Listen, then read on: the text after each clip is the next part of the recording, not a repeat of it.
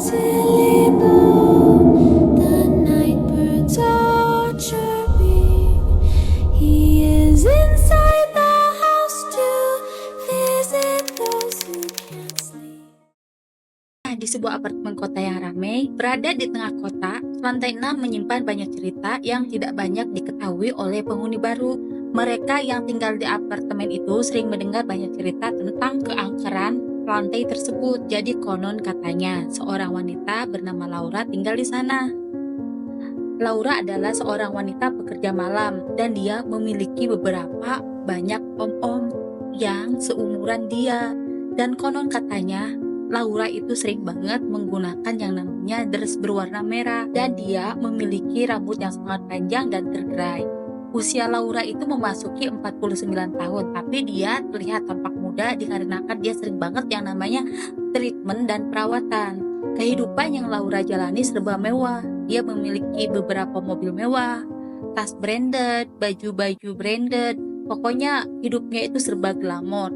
Nah, namun para tetangga tahu bahwa Laura itu mempunyai pacar yang lebih muda dari dirinya dan usianya sangat berbeda jauh banget.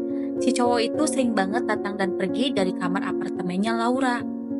Hingga suatu malam Laura menghilang. Nah, si para tetangganya yang mengenalinya bertanya-tanya kemana Laura itu tidak pernah terlihat. Tapi beberapa orang mendengar keributan dari kamar Laura pada waktu malam itu.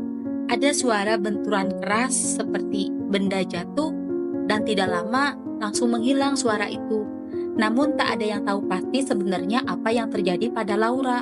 Nah, setelah 1 minggu kemudian, ada seorang bapak-bapak tukang pencari rongsok begitu menemukan sebuah koper hitam yang tidak jauh dari kawasan apartemennya Laura. Pokoknya sekitar 15 kilometeran. Si bapak itu penasaran kok ada sebuah koper yang masih bagus ditaruh di dekat parit-parit begitu. Akhirnya si bapak itu mendekati si koper tersebut. Nah, setelah dia mendekati kemudian mengamati koper tersebut, sebelum dia sentuh, ternyata si koper tersebut telah mengeluarkan bau busuk yang sangat menyengat. Nah, akhirnya si bapak itu curiga dan dia tidak ingin menyentuh koper tersebut, memilih untuk melaporkan ke warga setempat. Dan setelah para warga berkumpul, kemudian para warga berinisiatif untuk membuka isi koper tersebut. Nah, salah satu dari warga tersebut dengan menggunakan sarung tangan kemudian membuka isi koper tersebut. Ternyata pas dibuka, isi koper itu adalah mayat seorang perempuan. Kemudian salah satu dari warga tersebut laporan kepada pihak kepolisian setempat bahwa di sana ditemukan mayat perempuan di dalam koper. Tidak lama kemudian datanglah para polisi dan mengamankan TKP yang ditemukannya mayat di dalam koper itu. Kemudian polisi itu menyelidiki kasus yang terjadi pada perempuan tersebut. Ternyata setelah diidentifikasi dan dicari siapa perempuan itu, dia adalah mayatnya Laura. Dan polisi mengatakan bahwa mayat itu adalah korban pembunuhan. Usut punya usut, setelah para polisi menyelidikinya, ternyata Laura adalah korban pembunuhan dan pelakunya adalah pacar berondongnya Laura. Dan polisi menjelaskan Laura meninggal dengan cara dibentur ke tembok, terus dia dicekik sampai mengeluarkan darah dari kelopak mata, hidung, mulut, dan telinga. Kemudian si pacarnya tersebut bingung gimana caranya untuk membuang jasad Laura supaya tidak ketemu. Akhirnya dia berinisiatif memasukkan Laura ke dalam sebuah koper hitam dan dibuang di pelosok kota yang jaraknya sekitar 15 kilometeran. Motif si pacarnya tega membunuh Laura ketahuan membawa seorang laki-laki ke kamar apartemennya. Dan si Laura menjelaskan kenapa dia berselingkuh. Ternyata si Laura ini haus akan duniawi. Dia tidak pernah merasa cukup dengan uang pemberian si pacar berondongnya itu. Dan dia menjelaskan dia terpaksa selingkuh itu karena untuk menyekolahkan anaknya.